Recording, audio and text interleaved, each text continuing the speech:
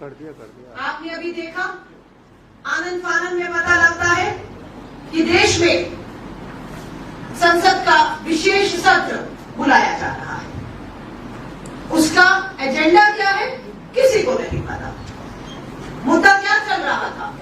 मुद्दा अडानी के 20,000 करोड़ के घोटाले का चल रहा था, मुद्दा बढ़ती महंगाई का चल रहा था, मुद्दा बेरोजगारी का था, मुद्दा किसानों का था, मुद्दा सरहद पर चीन से मिलती चुनौतियों का था, मुद्दा मणिपुर था।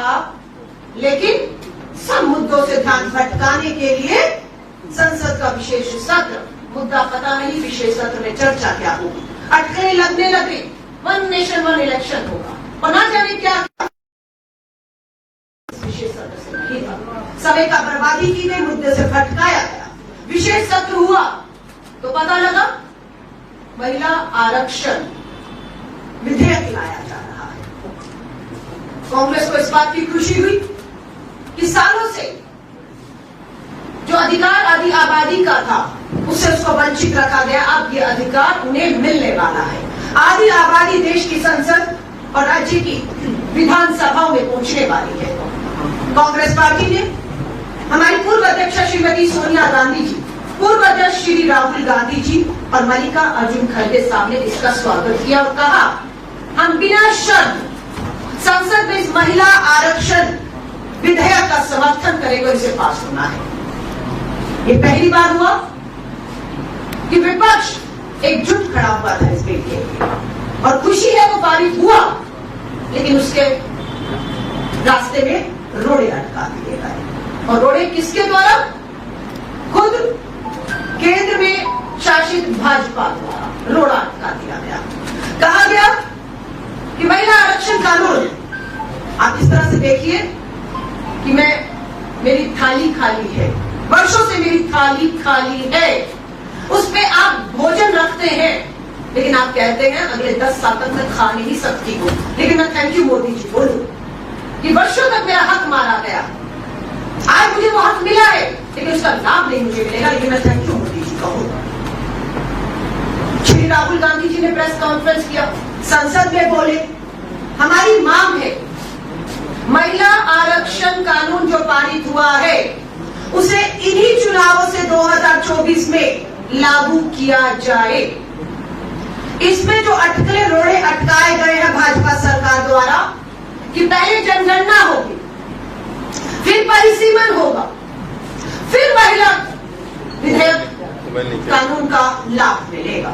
हम चाहते हैं इन शर्तों को हटाइए और तुरंत लागू करिए ताकि इसी 24 में हम लोग महिलाओं को आदि आबादी को जिसे उसके हक अभी आधे मिले हैं, और वो आधे किसकी वजह से मिले हैं?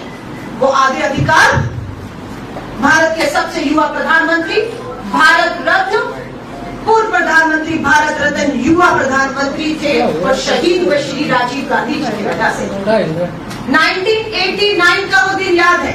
1989 में देश के पूर्व प्रधानमंत्री भारत रत्न राजीव गांधी जी ने पार्लियामेंट में प्रस्ताव लेकर आए।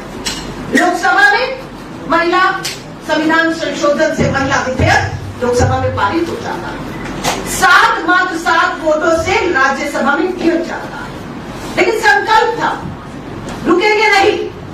89 के बाद 1993 आया, पीवी नरसिम्हा राव जी देश के प्रधानमंत्री, कांग्रेस की यूपीए की सरकार थी, पूर्ण बहुमत नहीं था लेकिन नियत थी, सहमतियां बनाई, बातचीत हुई, रास्ते खुले और 1993 में संविधान संशोधन के माध्यम से पंचायतों में, नगर निगमों में महिलाओं को आदि आबादी को उसका हक मिला और 6 महीने में, मात्र 6 महीने में देश में ये लागू हो गया। सबसे पहला चुनाव मध्य प्रदेश में था। सबसे पहले मध्य प्रदेश की महिलाओं को पंचायत नगर निगमों के चुनावों में और नगर निगमों में जो इसका फायदा मिला। और आज गर्व होता है बताते हुए कि देश भर में 15 लाख महिलाएं निर्वाचित हैं। इनकी भागीदारी देश में 40%। लेकिन आदि आबादी का हक अभी आधा मिला जो कांग्रेस लेकर आई थी। पूरा अधिकार क्या है? पूरा है कि देश की राज्य की हर विधानसभाओं में और लोकसभाओं में भी इसको मिलना है। ये हमारा सपना था। 1993 में हमने 15 लाख महिलाओं को उसका हक दे दिया, तो आज भी है, 30 साल हो गए, आज भी हक उनके पास है।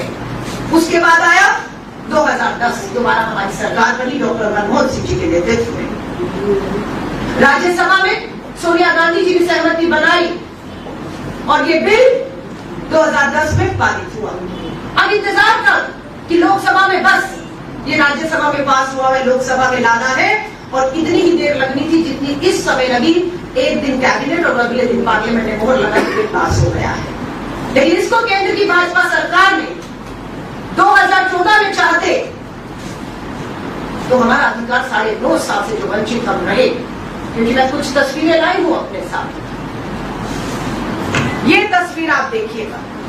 इस तस्वीर में देश के प्रधानमंत्री नरेंद्र मोदी जी के बिल्कुल पीछे नीली साड़ी में मैं विधायक के तौर पे खड़ी हूं और ये सारी महिला विधायक सांसद देश भर से 2017 8 मार्च का ये फोटो है। 2017 8 मार्च लाल साड़ी में सुषमा स्वराज जी आपको दिखेंगी, तब की हमारी पूर्व राष्ट्रपति प्रतिभा देवी सिंह पाटिल जी दिखेंगी, अभी की राष्ट्रपति द्रौपदी मुर्मू जी आपको दिखेंगी और आपको सुमित्रा महाजन जी सब दिखेंगे। ये 2017 में जब संसद में प्रधानमंत्री जी ने हमें बुलाया था, हमने मांग की थी प्रधानमंत्री जी बहुमत है, प्रधानमंत्री जी आपने हमसे वायदा किया था महिलाओं से 2014 में बहुमत दीजिए, महिला आरक्षण कानून को पास करके अधिकार देंगे।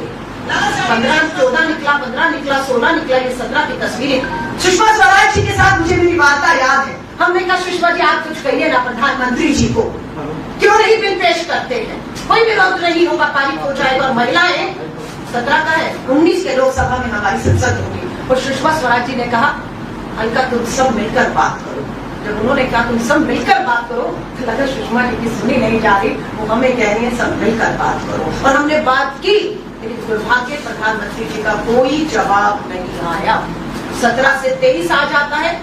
ये तस्वीर आप देखिए, ये भाजपा की महिला सांसद है, ये वो महिला सांसद है जिन्होंने 2014 से लेकर 2019 में इसमें आपकी यहाँ की जो है जयकौर मीना, जसकौर मीना, दिया कुमारी, रंजीता कोहली, ये भी सांसद खड़ी है इसमें। हम इनसे कहते रहे, खासतौर से जसकौर मीना जी महिला सांसद है, 25 के 25 सांसद भाजपा के यहाँ से लोगों ने दिए हैं। आप मंत्री भी रही हैं, 10 साल से आपने एक बार भी अपनी सरकार ने प्रधानमंत्री को नहीं कहा कि महिला आरक्षण बिल लेकर आएगी। इतनी ही देर लगती है। स्मृति ईरानी से लेकर चुनौती देते किसी ने आवाज उठाई तो मात्र सोनिया गांधी जी, राहुल गांधी जी, खड़गे जी और हम लोग लिख लिख कर हर साल हर सत्र में देते रहे कि महिला आरक्षण बिल ले आइए, महिला आरक्षण बिल ले आइए। लेकिन दुर्भाग्य है कि इनमें से किसी ने आवाज नहीं उठाई। कहते हमने शौचालय दिए और पूरे हंगामे मोदी जी ने शौचालय दिया, मोदी जी ने शौचालय दिया। क्या मोदी जी ने सुरक्षा दी?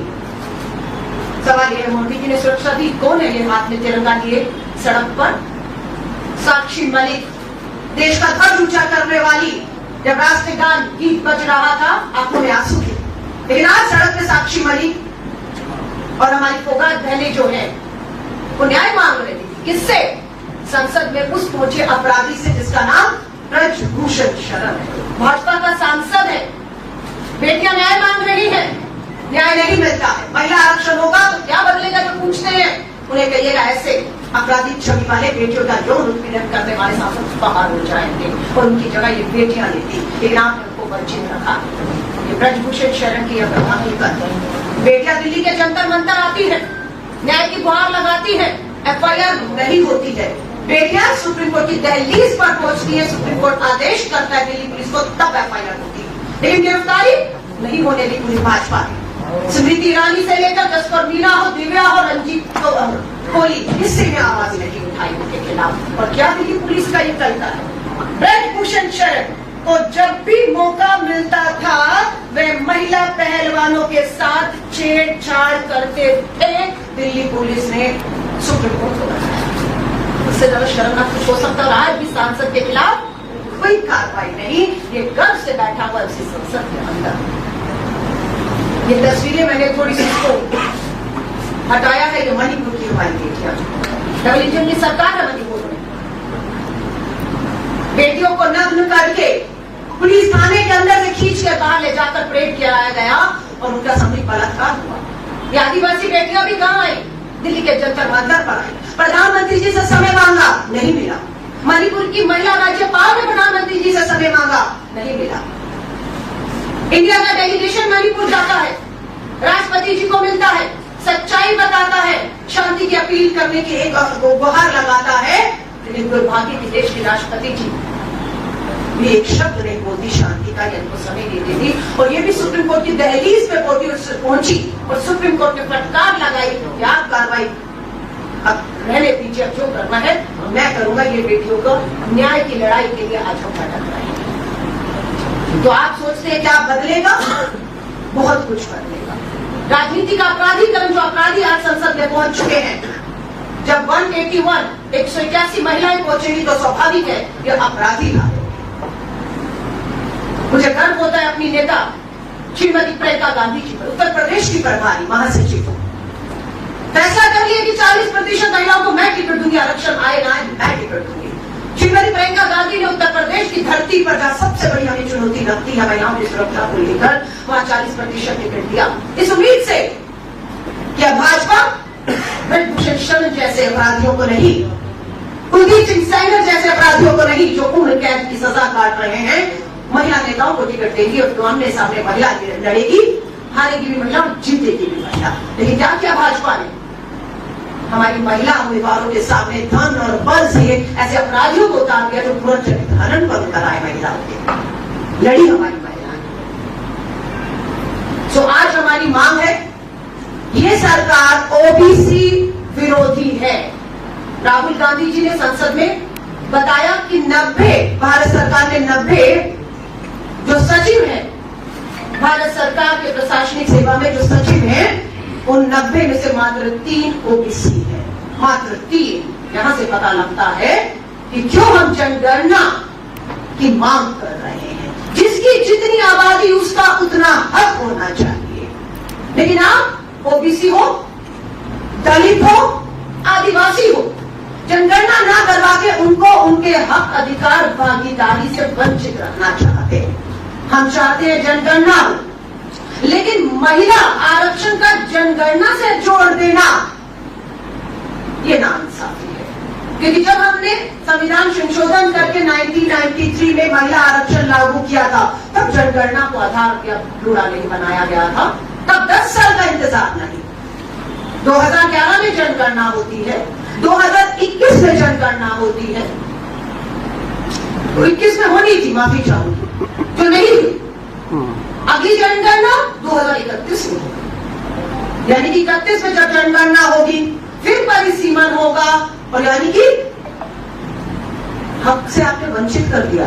और हमारी मांग है कि ओबीसी महिलाओं को, हम महिलाएं हैं, हमें 181 सीट का अधिकार जो आपने दिया है, उसमें ओबीसी महिलाओं को भी सम्मान दीजिए, उन्हें हाशिए पर मत छोड़िए। राहुल गांधी जी ने उन्हें भी केंद्र में लाकर उनकी आवाज उठाने की बात की है। तो आप सभी से मैं कहूंगी, कांग्रेस पूरी तरह से पूरे देश में आंदोलित है, हम इस लड़ाई को नहीं छोड़ेंगे। भाजपा एक तरफ से पूरे देश में इस बात का श्रेय लेना चाहिए, जो जुमला है कि प्रधानमंत्री जी ने देखिए 2 मिनट में कैबिनेट से फैसला करके लोकसभा में पारित कर दिया। 2 मिनट ही तो लगने थे, तो 2014 से 2023 क्यों ले आए मोदी जी? 2014 में 2 मिनट में तो होना था। तब आप ये जो आगे के 10 साल ले रहे हैं, 2014 से 24 तक 10 साल में परिसीमन भी कर लेते, आप जनगणना भी कर लेते, और 24 में महिलाएं आबादी को संसद में देखते। लेकिन आपकी मंशा नहीं, कौन रोक रहा है इन्हें इस कानून को लागू होने से और ओबीसी महिलाओं को हक देने? कौन रोक रहा है? आरएसएस रोक रही है, उसकी विचारधारा, उसकी सोच रोक रही है। ब्रजभूषण शरण जैसे, निहाल चंद मेघवाल, राजस्थान से सांसद, 2014 में केंद्रीय मंत्री बनाए गए, यौन उत्पीड़न बलात्कार के आरोपों में मजबूर होकर आंदोलन हुए सड़कों पर महिलाएं, तो हटाना पड़ा उन्हें। ऐसे सांसद, ऐसी मानसिकता वाले लोग महिला आरक्षण कानून को रोककर, क्योंकि उन्हें पता है कि पता उनकी सीट चली जाएगी और वो महिलाएं आएंगी जो इनकी हिंसा की शिकार थी, चाहे वो हमारी साक्षी मलिक हो या ये हमारी फोगाट बहने। ये जाएंगे और ये आएंगे, ये जाए ना, ये आए ना। इसलिए ठंडे बस्ते में एक जुमला करके आधी आबादी का अपमान है। आदि आबादी के हक और अधिकारों का हनन है और भारतीय राष्ट्रीय कांग्रेस ऐसा कतई भी नहीं होने देगी। मैं आप पत्रकार साथियों का, मुझे मालूम है राजस्थान चुनावी राज्य है। हमारे राष्ट्रीय नेता मल्लिकार्जुन खड़गे साहब अध्यक्ष, पूर्व अध्यक्ष राहुल गांधी जी आपके बीच में कार्यकर्ताओं से मिलकर गए और लगातार आते रहेंगे। बहुत से स्थानीय मुद्दे होंगे, बहुत से स्थानीय सवाल होंगे।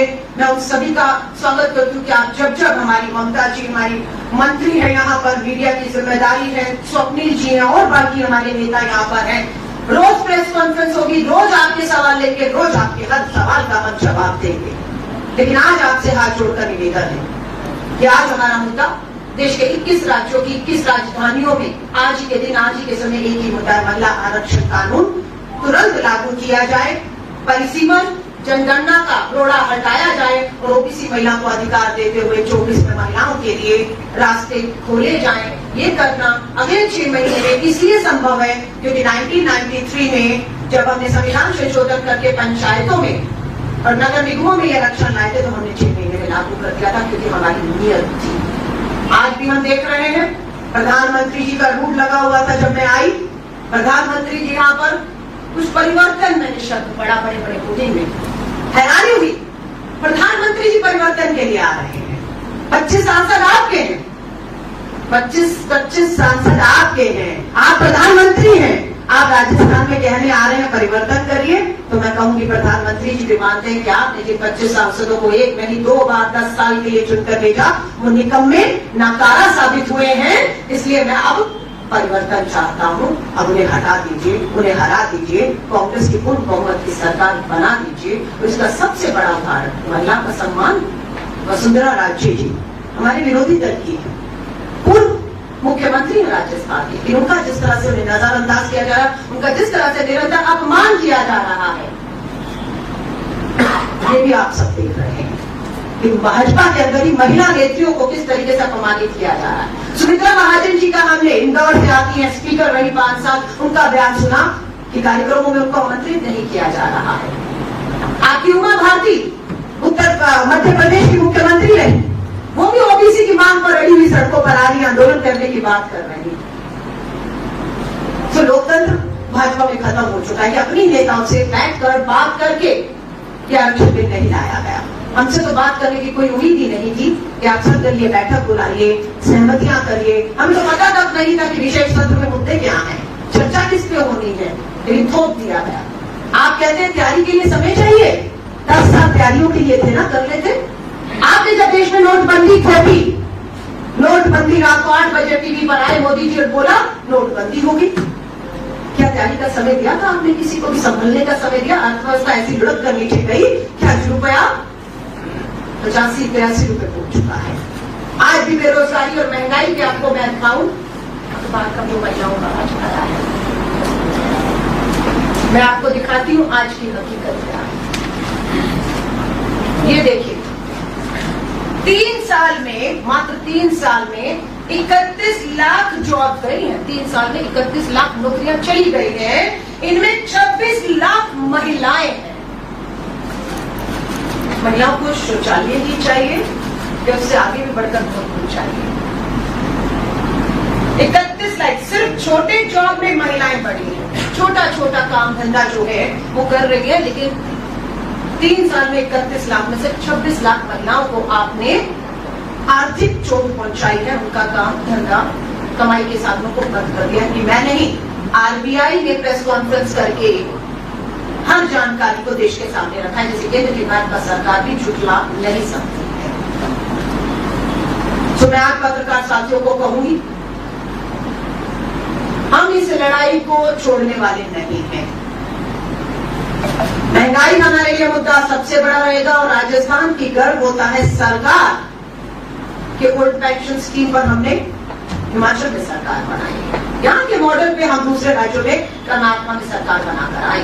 आज कहीं भी जाते हैं सब कहते हैं कि राजस्थान की अशोक गहलोत सरकार 500 रुपए का एलपीजी सिलेंडर दे सकती है, तो आप आज भी 1100 का क्यों दे रहे हैं? और इसी के दबाव के चलते ये जीत है राजस्थान के लोगों की, ये जीत है राजस्थान की कांग्रेस की सरकार की, अशोक गहलोत सरकार की, कि केंद्र सरकार को मजबूर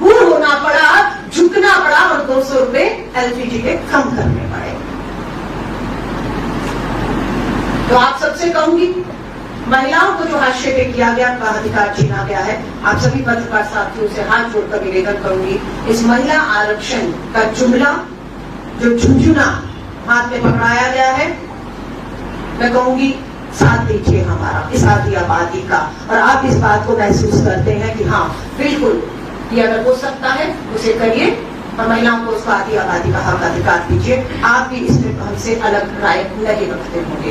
मैं भी पत्रकार साथियों को आमंत्रित करती हूँ आपके सवालों के लिए। आप सिर्फ ओबीसी की बात किया, उसके अंदर तो महिलाओं को फिर SC/ST का भी, लोगों को भी, महिलाओं को भी आरक्षण में आना चाहिए। देखिए, आप नगर निगम में चुनाव में, पंचायतों में SC और ST रिजर्वेशन है। अब जब इस पे बात होगी तो स्वाभाविक है हम बिल्कुल जो दलितों का आधार, जिस आधार पर SC/ST को रिजर्वेशन पहले से है उसी आधार पर रहेगा इसमें। लेकिन ओबीसी पे हमारी जो मांग है कि आपने 2011 में जो हमने जनगणना कराई थी, आपने 21 में करानी थी, नहीं कराई, लेकिन 11 को आप आधार बना दीजिए और उसमें SC/ST और ओबीसी खासतौर से जितना है उतना अधिकार दे दीजिए। लेकिन आप 2031 की जनगणना का आधार बनाकर इसको करना चाहते हैं, 2011 की जनगणना को आधार बनाकर बात करना चाहते हैं। ये सरकार बिल्कुल ओबीसी, खासतौर से ओबीसी, महिला, भाजपा विरोधी सरकार है। ये एक जुमले से ज्यादा कुछ नहीं है। धन्यवाद। क्या कांग्रेस के संगठन में भी 33% आरक्षण दे रहे हैं आप लोग? धन्यवाद। अभी हमारा 16 तारीख को तेलंगाना की राजधानी हैदराबाद में कांग्रेस अधिवेशन हुआ। आपको जानकर खुशी होगी कि मेरी जैसी महिलाएं कांग्रेस वर्किंग कमेटी की सदस्य हैं, और मैं अकेली नहीं हूँ। ये राहुल गांधी जी की ही सोच थी, और हमारा उदयपुर नव संकल्प में, इसी राजस्थान की पवित्र धरती पर ये संकल्प किया गया था उदयपुर में कि हम युवाओं को, दलित आदिवासियों को और महिलाओं को संगठन में ऊपर से नीचे तक जो है वो आरक्षण देंगे, साथ देंगे। इसी के चलते हमारी मुंबई की जो है वो एक दलित बैंक को अध्यक्ष भी बनाया गया, और ये सिलसिला अभी जारी है। अभी संगठन में बहुत परिवर्तन होने हैं, और मुझे खुशी है कि मेरी हमारे अध्यक्ष इसको लेकर पूरी तरह से वचनबद्ध है कि ये होगा। अलका जी, आप कह रहे हैं इसी चुनाव से लागू होना चाहिए रिजर्वेशन, तो 33% टिकट आप देने की पहल क्यों नहीं कर सकती आपकी? धन्यवाद। आपने कहा हम मैं क्यों नहीं करते, हमने पहल कर दी। कहा कि बताया, उत्तर प्रदेश में 40% महिला को टिकट दिया। क्या टक्कर बराबरी की थी? नहीं थी। सामने खड़ा कौन होता है एक महिला के? जो महिला पहली बार चुनाव में उतरी, 40% महिलाएं उतरी, उनके सामने धन और बल, माफिया, ब्रजभूषण जैसे को खड़ा आप कर देंगे, तो ये महिला के साथ आप बराबरी की टक्कर तो नहीं करवा रहे हैं, है ना? तो हमने तब भी भाजपा को चुनौती दी थी कि हम 40% महिलाओं को दे रहे हैं, आप भी 40% महिलाओं को उतार दीजिए, बराबर की टक्कर होने दीजिए। जब ऐसा नहीं होता तो कानून का सहारा लेना पड़ता है, और कानून तो आ गया मेरे लिए, लेकिन मैं अभी आते हुए संसद में दिख नहीं रही हूँ। चुनाव से सहमत संगठन हो, संगठन स्तर पर चुनाव में टिकटों की बात हो, महिलाओं को देनी चाहिए। और ममता जी विधायक है, मैं खुद विधायक रही, हम आरक्षित सीटों से नहीं आए, और मैं कह भी रही हूँ अगर ये आरक्षण आ भी गया ना, मैं और ममता जी आरक्षित सीटों से नहीं लड़ेंगे, ताकि हम चाहते हैं कि 33-50% हो जाए, आधी आबादी को पूरा हक मिल जाए। हम और आप जैसे बिना आरक्षित सीटों से लड़ती आई है, जीतती भी आई है हर चुनौती से, हम इसको 50 करके दिखाएंगे। धन्यवाद। अलका जी, महिला सुरक्षा की आपने बातचीत की अभी, मणिपुर के मामले को भी आपने सामने रखा। ऐसा ही मामला राजस्थान से भी आया था, जिसके अंदर CM गहलोत खुद गए थे। और वहीं अब बीती रात को सिर्फ एक मामला और सामने आया, जिसमें 10 साल की बच्ची को मारकर कुएं में, बोरे में डालकर फेंक दिया जाता है। वहीं 15 साल की शेखावाटी रामगढ़ से 15 साल की बच्ची है, इसके साथ गैंगरेप करके उसको कुएं में डाल दिया जाता है। उनके लिए क्या कहेंगी? देखिए, मैं निवेदन करना चाहूंगी, जब मेरे साथ राजस्थान की महिला मंत्री बैठी है और स्थानीय सवाल है, मैं बिल्कुल इसकी जवाबदेही इनके प्रति रखती हूँ कि इन्हें जवाब देना है। मणिपुर की घटना की अगर आप तुलना करें राजस्थान से, तो राजस्थान की तुलना मणिपुर से करना मेरे ख्याल से राजस्थान का अपमान है, क्योंकि यहाँ घटना घटती है और राजस्थान के मुख्यमंत्री तुरंत वहाँ पर स्थान पे पहुँचते हैं, पीड़ित परिवार को सांत्वना देते हैं, और राजस्थान सरकार के द्वारा जो भी फैसिलिटी उनको उपलब्ध कराई वो कराई जाती है, सुरक्षा मुहैया कराई जाती है, और परिवार को ढांढस बंधाया जाता है। 3-3 महीने तक सड़कों के ऊपर मांग नहीं की जाती मणिपुर की तरह की सुरक्षा दी जाए, आप या फिर सरकार, मोदी सरकार डबल इंजन की सरकार कहते हैं, किसी व्यक्ति को नहीं भेजे। स्मृति ईरानी जी महंगाई के ऊपर सिलेंडर सिर पे रख के घूमती थी लोकसभा के सामने, और जब मणिपुर की घटना आई तो उन्होंने कोई वक्तव्य जारी नहीं किया, न वो गई वहां पर। उनको जाना चाहिए था वहां पे, वहां जाके उस परिवार को देखती। राजस्थान की सरकार ने तुरंत मुखिया वहां पे पहुंचे और उस परिवार को सांत्वना दी। और अगर आप अपराधों की बात करते हैं तो हमारे यहाँ पर आपको पता है कि अनिवार्य FIR दर्ज होती है। प्रति लाख महिलाओं के विरुद्ध अगर अपराधों की संख्या देखी जाए तो राजस्थान में 105.4 है, जबकि असम में 168 है, दिल्ली में 1 लाख की संख्या में 147 है, उड़ीसा में 1 लाख की संख्या के अनुपात में 137 है, हरियाणा में 1 लाख के अनुपात में 119 है, तेलंगाना में 1 लाख के अनुपात में 111 है। यानी अपराधों की श्रृंखला को अगर अपन देखें तो राजस्थान 6ठे स्थान पे देश में आ रहा है, और वो भी इसलिए कि हम लोग हर FIR को अनिवार्य कर रहे हैं। उसका हम चाहते हैं कि अगर कोई अपराध राजस्थान में घटित हो रहा है तो उस अपराध का अनुसंधान होना चाहिए, उसकी तह तक हमें पहुंचना चाहिए। कौन व्यक्ति अपराध में लिप्त है उनके खिलाफ कठोर से कठोर सजा राजस्थान की सरकार देने का प्रयास करती है, और परिवार को पुनर्स्थापित करने की भी कोशिश की जाती है। जब हम सरकार में आए थे, आपको ध्यान होगा, अलवर के अंदर एक बहुत ही मार्मिक घटना गैंगरेप हुई थी, आप सबकी नजर में है। हमारे नेता राहुल गांधी जी उस समय अध्यक्ष थे कांग्रेस के, भारतीय कांग्रेस के, और वो भी आए थे। आज वो बच्ची बहुत सम्मान और इज्जत के साथ में राजस्थान सरकार में नौकरी कर रही है। उसके परिवार को पुनर्स्थापित किया गया और उनको हौसले और हिम्मत के साथ में पुनः लड़ाई लड़ने का, जीने का जज्बा राजस्थान सरकार ने दिया। तो मैं समझती हूँ कि अपराध करने वाला किसी जाति धर्म बिरादरी का व्यक्ति नहीं होता, वो संकीर्ण मानसिक विचारधारा का व्यक्ति है जो देश की महिलाओं के साथ में अपराध करता है। लेकिन अपराध होने के बाद में जो सरकार में बैठे लोग हैं, जो सरकारें हैं, उनका दायित्व क्या होता है? वो उस अपराध को अनिवार्य FIR दर्ज कराने का प्रयास कर रहे हैं कि नहीं कर रहे, उसकी तह तक जा रहे हैं कि नहीं जा रहे, या सिर्फ ऊपर ही बात करके सिर्फ आरोप प्रत्यारोपों तक सीमित रहते हैं। ये राजस्थान का कल्चर नहीं है। ये मान और सम्मान और अभिमान की भूमि है, ये मीरा की भूमि है, ये पन्ना धाय की भूमि है, यहाँ पे महिलाओं का सम्मान हमारे सबके लिए प्राथमिकता है। ममता जी, मोदी जी आ रहे हैं, बता दीजिए डिमांड क्या चाहते हैं? देखिए, मोदी जी आ रहे हैं, आपको ध्यान होगा सबको कि पिछली बार भी मोदी जी आए थे पिछले चुनाव से पहले, और ERCP की भी बात करके गए दो जगह, जयपुर और अजमेर की। हमारी सरकार लेकर आई है बीजेपी की, हम लोग राष्ट्रीय परियोजना घोषित करेंगे ERCP को। तो पहले तो मैं मोदी जी को पहले बोली हुई बातें जो राजस्थान की जनता के साथ में वो वायदा करके गए थे, हमने 25 के 25 सांसद उनकी बात के ऊपर राजस्थान की जनता ने दिए। तो पहले तो वो ERCP को राष्ट्रीय परियोजना घोषित करें, जो हमारे 13 जिलों की बहुत ज्वलंत मांग है। और उसके बाद में जो महिला आरक्षण की बात उन्होंने रखी है, उस महिला आरक्षण के ऊपर वो अपना खुलासा करें कि एक भारतीय जुमला पार्टी बन के नहीं रहनी चाहिए। इन्होंने तो इस देश की गरिमा को आज सत्ता में बैठे हैं और नाम है भारतीय जनता पार्टी, लेकिन हम लोगों को लगता है कि आम जनता को लगता है कि भारतीय जनता पार्टी की बजाय इनका नाम भारतीय जुमला पार्टी होनी चाहिए, जो लोग देश के लोगों के साथ में प्रलोभन करके आज महिलाओं के साथ में उनको प्रलोभन दे रहे हैं, उनके आरक्षण के नाम पे चुनाव लड़ना चाह रहे हैं। जैसे मेरी साथी अलका जी ने कहा, इनकी नीति और नीयत साफ होती तो 2014 में आते ही ये 5 मिनट का संकल्प पारित करके और आज देश की महिलाओं को मान सम्मान दे चुके होते। लेकिन फिर 24 के अंदर इनका तख्ता डामाडोल हो रहा है।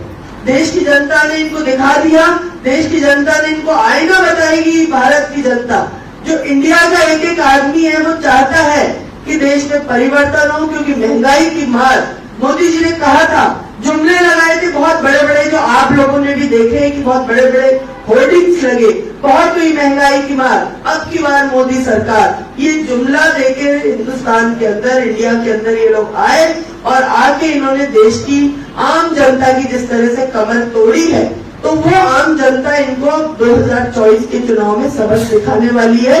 इसलिए बौखला के इन्होंने महिलाओं को ये प्रलोभन का झुंझुना पकड़ाया है, लेकिन देश की महिलाएं अपने मान और सम्मान और स्वाभिमान को समझती हैं, इनके बहकावे में नहीं आएंगी। अगर इनकी नीति और नीयत स्पष्ट है तो आज घोषणा करके जाएं मोदी जी कि इसी 2024 के लोकसभा चुनाव से महिला आरक्षण बिल ओबीसी की महिलाओं के मान और सम्मान के साथ में लागू करें, ये हमारी उनसे मांग है।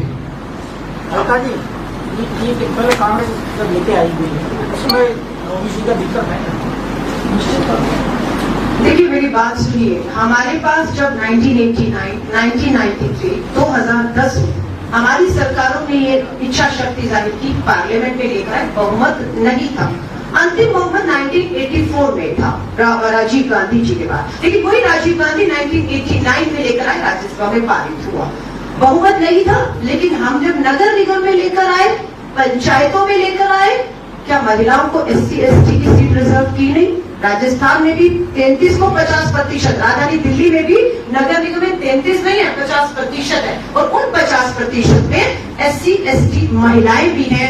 ओबीसी की जनगणना जो 2000 हम बारी बारी दोहराने 11 में हुई है, उसके आधार पर न्याय होना चाहिए, हम ये मांग कर रहे हैं। हमने 2011 में जनगणना कराई, 12 तक हुई, 14 में हमारी सरकार चली गई, पूर्ण बहुमत की सरकार से हम कहते रहे कि जनगणना हो चुकी है, आंकड़े आपके पास है, उसके आधार पर हमें लगता है कि ओबीसी 5% नहीं है, 50% है, उसका हक उसे दीजिए जिसे इस सरकार ने वंचित रखा हुआ है। छोटी सी एक बात आप पत्रकार साथियों के माध्यम से कहना चाहूंगी, राजस्थान की वो पवित्र धरती है जहां पर सरहद पर न जाने कितने सपूत शहीद होते हैं। मणिपुर से तुलना करके प्रधानमंत्री जी ने राजस्थान की पवित्र धरती को अपमानित करने का काम किया है। राजस्थान में क्या ऐसा हुआ था कभी?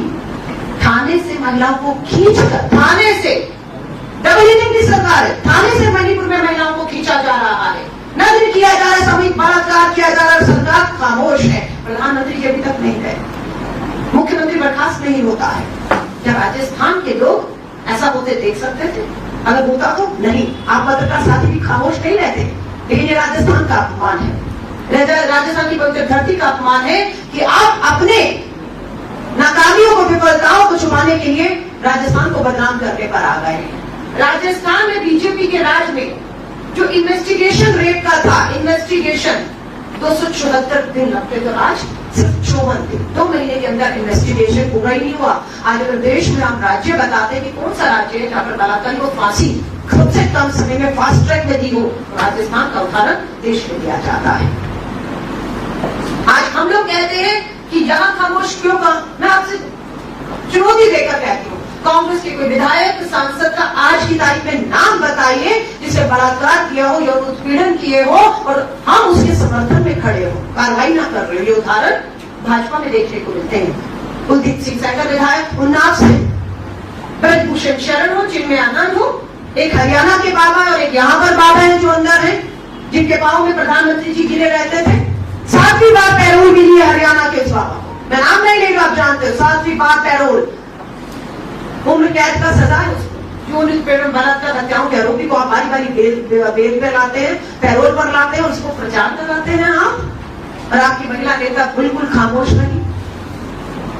तो फर्क है, मैं ये नहीं कह रही हूँ राजस्थान में अपराध नहीं, ये सोच और मानसिकता जो है महिलाओं के विरुद्ध, उससे पूरा देश लड़ रहा है, राजस्थान भी लड़ रहा है, हम सब लड़ रहे हैं, उससे निजात पाएंगे। कम से कम गर्व है हमारी गहलोत सरकार किसी अपराधी के समर्थन में नहीं खड़ी हुई। उन्नाव और कठुआ में बलात्कारियों के समर्थन में भाजपाइयों ने जुलूस निकाले, ब्रजभूषण शरण पर आवाज नहीं उठती है। कम से कम राजस्थान की पवित्र धरती पर आपने किसी बलात्कारी के समर्थन में यहाँ जुलूस निकलते हुए नहीं देखे होंगे। इसलिए राजस्थान की धरती को मणिपुर से तुलना करके बदनाम मत करिए। वहां जो कुछ हुआ है पूरा देश शर्मसार हुआ है। अमेरिका से लेकर यूरोपियन यूनियन की संसदों में चर्चा हो गई मणिपुर की, पर आपने संसद में चर्चा नहीं होने दी, चर्चा नहीं होने दी। आप अपने विफलताओं को सोचेंगे कि ढक लें, छुपा लें, चर्चा न हो, प्रधानमंत्री जी उस पर कुछ बोले नहीं तो शायद दुनिया को पता नहीं चलेगा, पर नहीं, वो हम चीख चीख कर बताएंगे कि ये सरकार को कटघरे में आपको हमें खड़ा करना पड़ेगा। और आज इसलिए महत्वपूर्ण दिन बन जाता है कि देश के प्रधानमंत्री राजस्थान की धरती पर आ रहे हैं। 25 के 25 सांसद आपको दिए और एक 2 बार दिए, 10 साल कम नहीं होते हैं। आपने राजस्थान को क्या दिया, ये आज उनसे पूछने का समय है कि प्रधानमंत्री गहलोत जी से तो हम पूछ लेंगे कि उन्होंने 5 साल में गरीबी, महंगाई, राहत के लिए क्या क्या किया। गवाह है यहाँ के लोग, बताएंगे आपको कि उन्होंने क्या किया और क्या नहीं किया। उनका हिसाब आने वाले चुनाव में राजस्थान की जनता ले लेगी। लेकिन देश के प्रधानमंत्री जी आपसे तो आपके लिए सवाल करेंगे कि 25 सांसदों को चुनकर उन्हें राजधानी दिल्ली पहुंचा। आपके सांसदों ने, आपकी सरकार ने 10 सालों में राजस्थान को बदलने में क्या दिया। परिवर्तन के लिए आ रहे हैं प्रधानमंत्री जी, 25 सांसदों के परिवर्तन के लिए आ रहे हैं कि होगा ये परिवर्तन। हम 23 में राजस्थान जीत रहे हैं और 24 में हम देश की सरकार यहीं से बनाने जा रहे हैं। जातिगत जनगणना